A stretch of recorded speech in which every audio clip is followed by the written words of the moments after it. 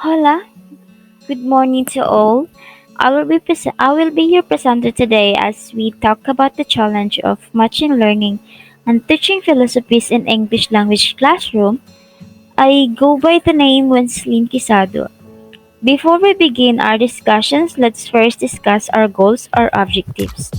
At the end of this lesson, you should be able to first understand the English language and learning styles dilemma.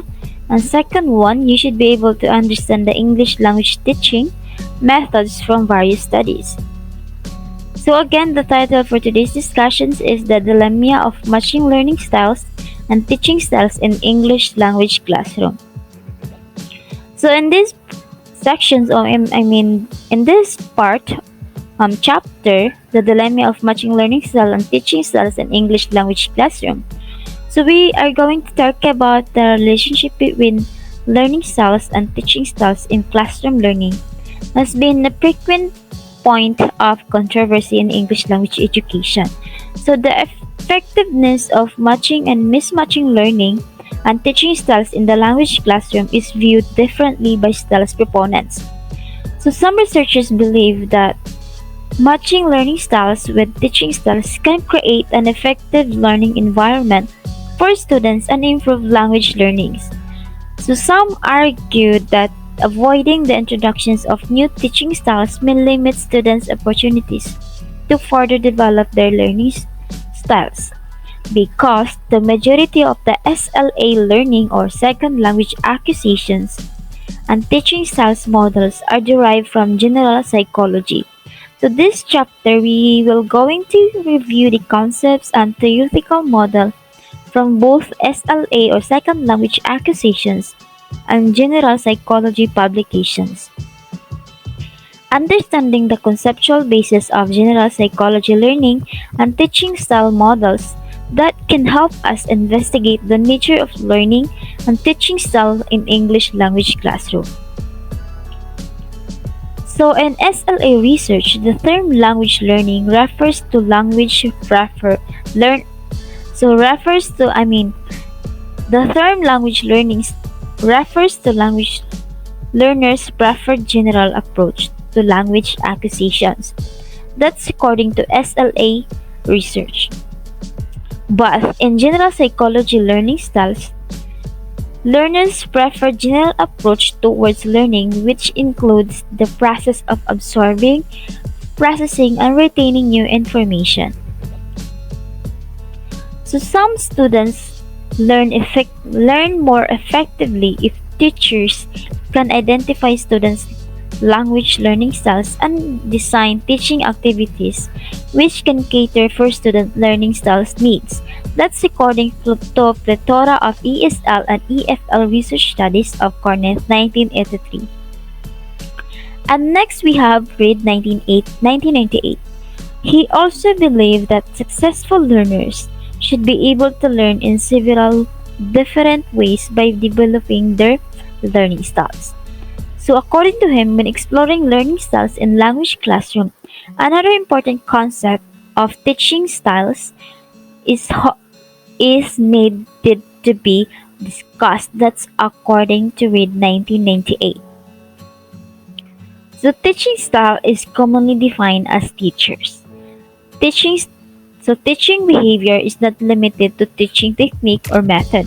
It means that it is based on the individual's own beliefs and philosophy. So next, many researchers point out that teaching styles can influence students' learning styles and it is vital for providing students with good learning experiences and improving students' academic outcomes. That's according to Gills et al. 2006 and Hemich and Norland 2002, Razak Aman and Jad 2007 and Sullivan 2003. That's according to them. So next we have learning styles in English language education. So we all know that language learning styles are defined in different ways and a number of learning style theoretical models are proposed by different language learning researchers as what I've mentioned earlier. So, according to Oxford 2003, he defines learning styles as learners' preferred approach when learning a subject, acquiring a language, or solving a problem. So, according to Reed 1998, refers to it as internal based characteristic, often not perceived or consciously used by learners for the intake and comprehension of information. Although she points out that learning styles are stable and do not change despite the learning environment, she also adds that new styles can be acquired and the old styles can be adapted with time. So, according to her, learning style and cognitive style are sometimes used interchangeably in some research studies, but it is necessary to differentiate between the terms learning style and cognitive styles in order to avoid confusions and contradictions. And next is, according to Dorney 2005 and Rayner 2000, distinguish learning styles from cognitive style by focusing on the stability of processing information in different situations. So, according to them, cognitive style is defined as a stable way of processing information which is related to inherent, affective, soci- um, sociological, and behavioral factors.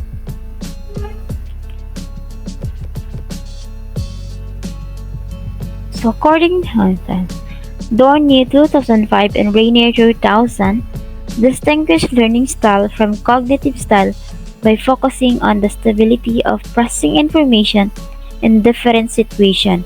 So, according to them, cognitive style, they define it as a stable way of processing information which is related to inherent, affective, sociology, and behavioral factors.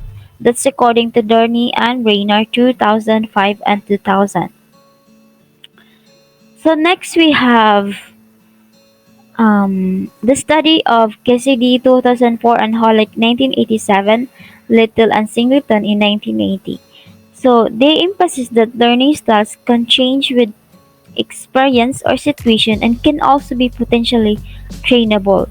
So that's according to them. So Liu and Junter 1999 compare cognitive styles and learning styles and conclude that learning styles are more related to practical educational applications than cognitive styles. So that's according to Liu and Junter 1999.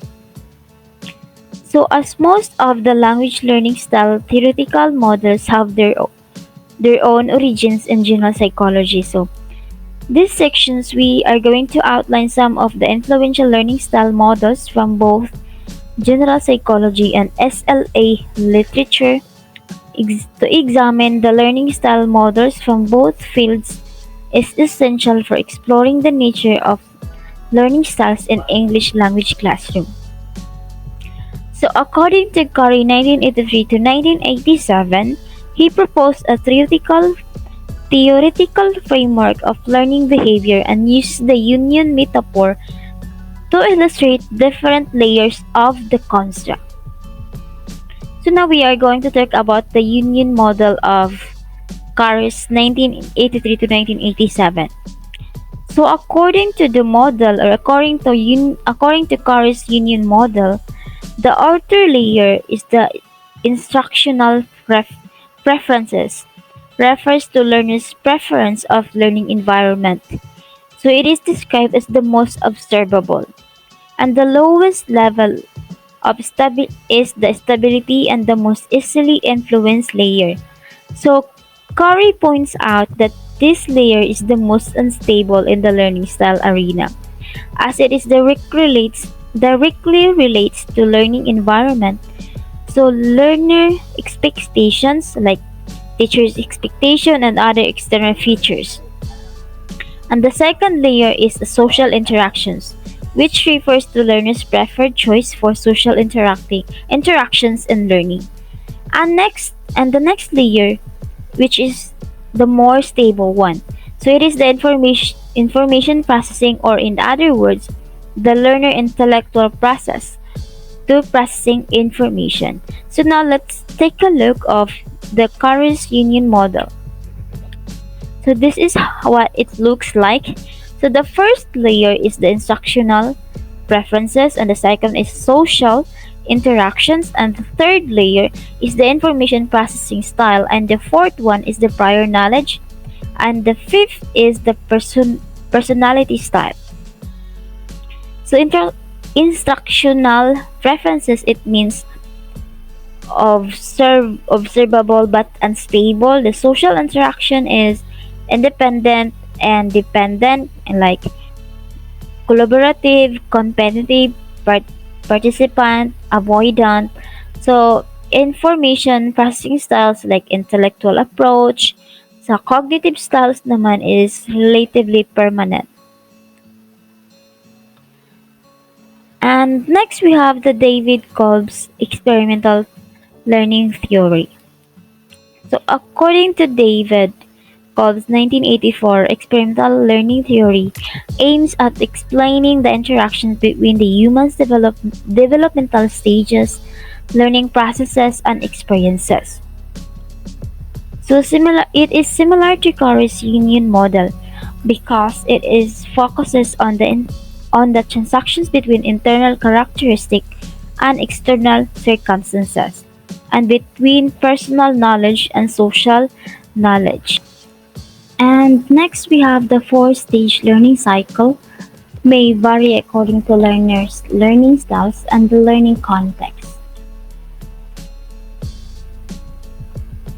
So learners generally show preferences towards one of the stages at the most basic level. So the preferred learning stage then determines learners' preferred learning styles according to the Kolb's learning style inventory, which was proposed to assess individual learning preferences on the basis of four modes of learning. So the four-stage learning cycle is the experiencing, reflecting, thinking, and acting. So the Kolb's experiential learning theory is the so ang feeling is the concrete experiences, which is the learners actively experiments with the concepts, and the watching or thinking or reflecting and doing or acting. So the watching or reflecting, it is the reflective observations, which is the learners consciously reflects back on that experiences. And the third one is the thinking. So the thinking, it is an abstract conceptualizations, which is the learner's attempt to generalize a model of what is experienced. And the fourth one is the doing or acting. It is an active experimentations, which is the learners apply the models to a new experiment, according to Kolb's experiential learning theory. So next we have Don and Don 1992 define learning styles as a biological and developmental sets of personal characteristics that makes identical instructions effective for some students but ineffective for others.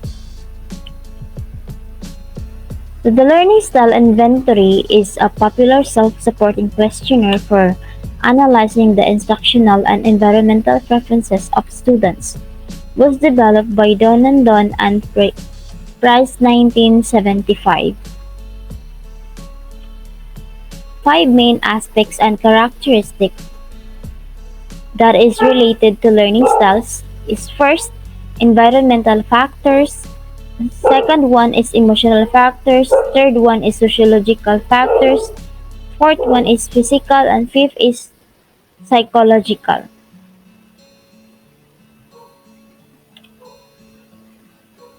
So according to Don and Don learning style models, this is what it looks like. So the environmental elements is the sound, light, temperature, setting design.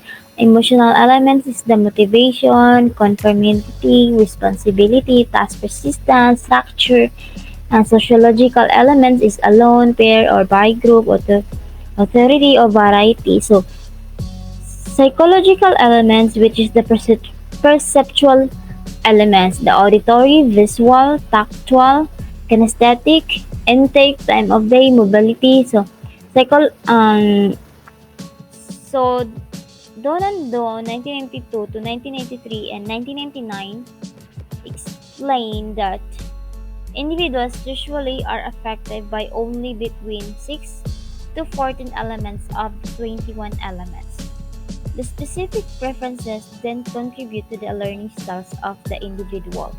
It means that only 6 to 14 of the 21 elements typically have an impact on an individual. The particular preferences then influence each person's learning preferences. That's according to Don and Don 1982 to 1999. And next we have Oxford Herman and Levine 1991. So they define language learning styles as the learning approach students use in a second or foreign language learning. So Oxford learning styles categories. So they divided learning styles into four interrelated aspects. The first is cognitive, second one is affective, third one is sociological, fourth one is behavioral. So they also emphasize the correlations between learning styles and learning strategies and cultural background of individuals. So according to them, learning styles and learning strategies are believed to be influenced by culture needs and values. So Oxford et al. 1991 comment that the most significant style for ESL and EFL learning includes global and analytical, field dependent and field independent. Third is feeling and thinking. Fourth is impulsive and reflective. Fifth is intuitive and random and concrete, sequential. Fifth is closure oriented and open, extroverted and introverted. Seven is visual, auditory, and hands-on, tactile, and kinesthetic. So they associate each of the styles they mentioned to set of learning strategies or behaviors in ESL and EFL settings. So Reid's perceptual learning style. So according to Reid 1987, he uses the term perceptual learning styles to describe the variations among learners in using one or more senses to understand, organize, and retain experiences. So she explained that modality strength may occur in a single channel. For example, auditory or may involve two or more channels such as kinesthetic, visual, and tactile. So auditory, it is the listening to lectures and oral explanation, audio tapes, and discussions in class. The visual naman is reading or studying from text and notes, requiring less oral explanation. Tactile is hands-on experiences in classroom learning, for example, taking notes. Kinesthetic is experiential learning, active participations of physical movement in learning activities such as role play, drama, or moving around. Individual preferring is studying alone, such as self-directed study or independent reading and study. So the group preferring it is the studying with others and group interactions. So to measure learning styles, we designed the perceptual learning styles questionnaire for higher, intermediate, or advanced second or foreign language learners. She also explained that modality strength may occur in a single channel. For example, like what I said, the auditory, kinesthetic, visual, and tactile.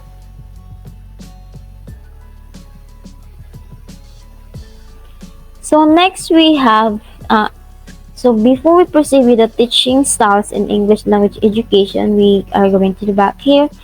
So in short, that regardless of different definitions of models proposed by style theorists, they all share an important common theme, namely that learning styles are stable in nature and resistant to change in a short period of time, but they can be altered in the long term when they interact with external factors. So it can be concluded that the learning styles are not static and students can be influenced by the teachers in the long term. This further reveals that teaching styles can affect student learning styles when learners interact with teachers for a long period of time. So the next section will explain the concept of teaching styles in classroom learning. So now we proceed the teaching styles in English language education.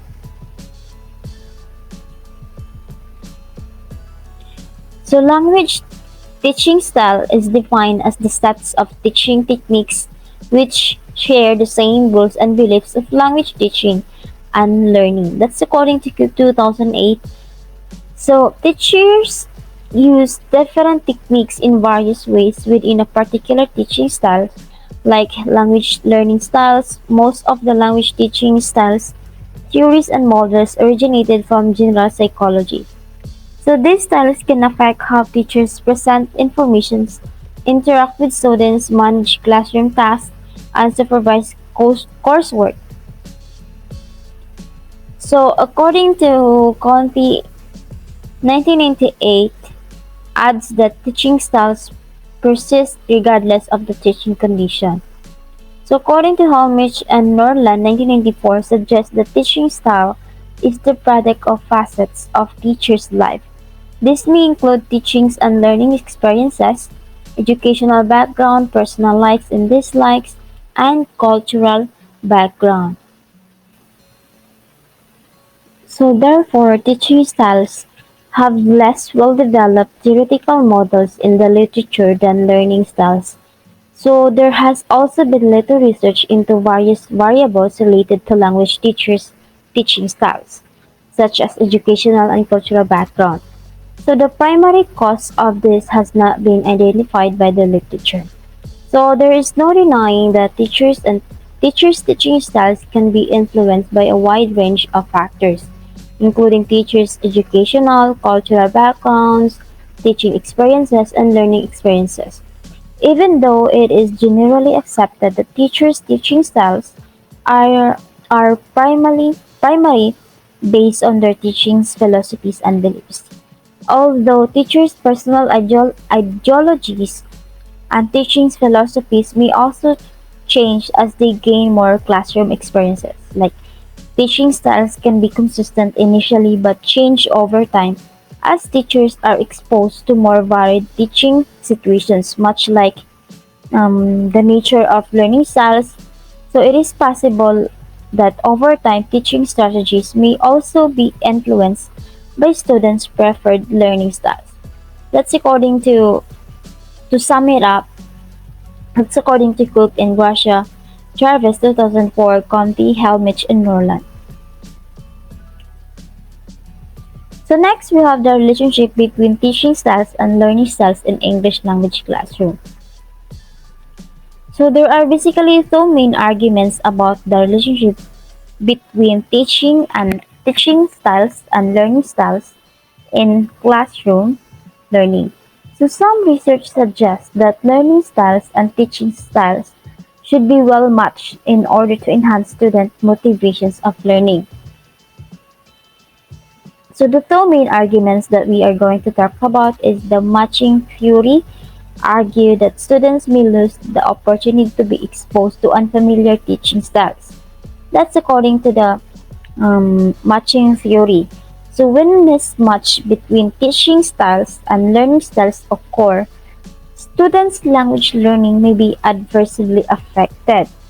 So it means that numerous second or foreign language research studies on learning styles have shown that students taught in preferred learning styles were more motivated to learn and more able to achieve greater success than those taught in instructional or teaching styles different from their preferred style. So it also found that when knowledge is further reinforced through students' secondary preferences, students' learning is further enhanced. That's according to Cron 1985. And next we have the implications for integrating learning styles in English language classroom. So mismatching may cause anxiety to some learners, but may help them develop their learning styles and risk-taking ability. So matching learning styles with teaching styles can build an effective language learning environment. But it has disadvantage also. It reduces the opportunities available to learners to develop new learning styles. So to provide students with enjoyable learning experiences and maximize their academic outcomes, teachers teachers should adopt flexible approach in different classrooms. So teachers should first understand their students' ability to accept the unfamiliar teaching style. So before deciding how to integrate learning styles in language classroom, they should consider the following aspects of individual students, like language proficiency, personality, learning motivation, and cultural background. So before we end our discussions, to sum it up all, the whole discussions, so one of the greatest challenge in language teaching is the need to maximize learning outcomes while accommodating learners' diversity. So many scholars advise teachers to be flexible and adapt their teaching styles to meet the needs of their students. So according to this chapter, according to these whole discussions, English language teachers should encourage their students to be flexible in order to overcome new academic challenges. So only by being motivated to accept new ways of learning and willing to take intellectual risks to improve their learning opportunities in English language classroom. And that would be all. Thank you for listening. And if you have any further question, kindly notify me. Thank you.